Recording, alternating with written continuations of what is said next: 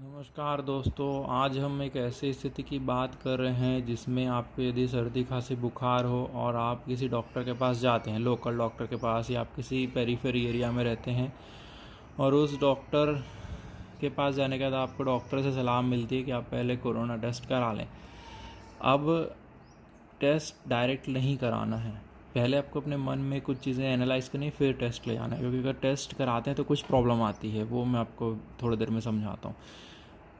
कुछ पेशेंट्स ऐसा होता है जो टेस्ट कराते हैं पर एसिम्टोमेटिक रहते हैं, सिर्फ इसलिए टेस्ट कराते हैं किसी कांटेक्ट में, या बहुत हल्का सर्दी खांसी होता है। ऐसे मरीज जब टेस्ट कराते हैं तो वो घर में रुकना चाहते हैं, पर प्रॉब्लम ये होती है टेस्ट कराते ही अगर तो वो एंटीजन टेस्ट करा रहे हैं और पॉजिटिव आ जाता है और वो गवर्नमेंट फैसिलिटी में करा रहे हैं या प्राइवेट में भी करा रहे हैं, प्राइवेट में एंटीजन बहुत कम जगह पर, अगर प्राइवेट में भी करा रहे हैं और वो पॉजिटिव आ जाता है, या ट्रू नाट है जिसका रिजल्ट जल्दी आ जाता है, तो इसमें आपको समय बिल्कुल नहीं मिलता। जैसे ही आप गवर्नमेंट फैसिलिटी में या जहाँ भी टेस्ट करा रहे हैं इसका रिजल्ट 1 घंटे 2 घंटे में आ जाता है, वहाँ पॉजिटिव आते ही आपको या तो वहीं एडमिट कर लेंगे या कोविड केयर सेंटर में जाना पड़ेगा या फिर आपको होम आइसोलेशन आना पड़ेगा। पर होम आइसोलेशन में प्रॉब्लम ये होगी कि अब इससे बाद मान लो आपको 3 दिन बाद कोई तकलीफ होती है तो आपके पास बेस लाइन इन्वेस्टिगेशन नहीं होगी जिसके बेसिस में डॉक्टर कंपेयर कर पाएंगे कि आपकी तकलीफ बढ़ रही है कि नहीं बढ़ रही है। आपके पास ईसीजी नहीं होगा, इलेक्ट्रोलाइट नहीं होगा, सीबीसी नहीं होगा।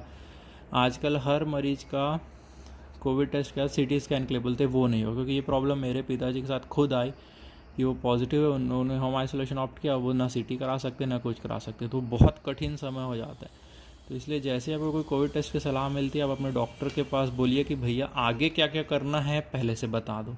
आपको सीटी कराना है, चेस्ट एक्स कराना है, पहले वो सब टेस्ट कराओ। तो अब दूसरा है, आप अपने मन में और अपने रिलेटिव्स के साथ पूछो और प्लान करो। डॉक्टर से पूछो, आपस में प्लान करो क्या क्या प्लान करना है, क्या क्या पूछना है।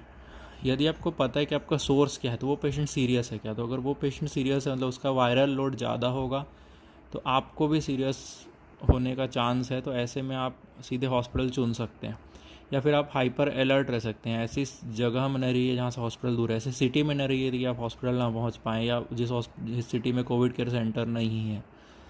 फिर आप सोचो कि आपको कहाँ रहना है। अगर आपको होम आइसोलेशन में रहना है तो आपको टेस्ट डायरेक्ट कराने से पहले जो जो भी डॉक्टर बोले, मैं तो भी जो बता रहा हूँ वो एक मेरे तरफ से लिस्ट है, पर हमेशा आपके ट्रीटिंग डॉक्टर की लिस्ट इंपॉर्टेंट है। तो CBC, CRP, serum ferritin, LDH, D dimer, ये सारे टेस्ट कराने।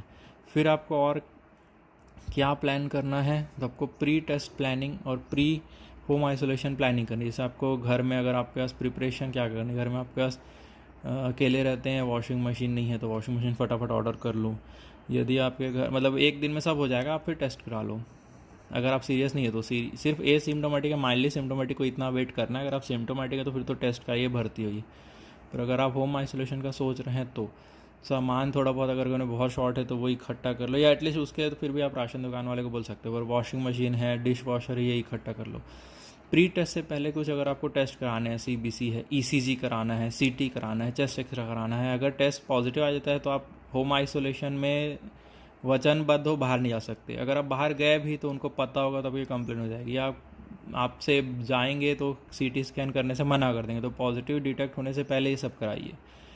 फिर ये भी प्लान करो कि आपको टेस्ट कहाँ कराना है। जैसे गवर्नमेंट फैसिलिटी में कराना है तो तुरंत होम आइसोलेशन के लिए बोलेंगे। आपको RT-PCR कराना है तो अब इन टेस्ट के फ़ायदे नुकसान के लिए बाकी वीडियोज़ हैं, उनको भी समझिए।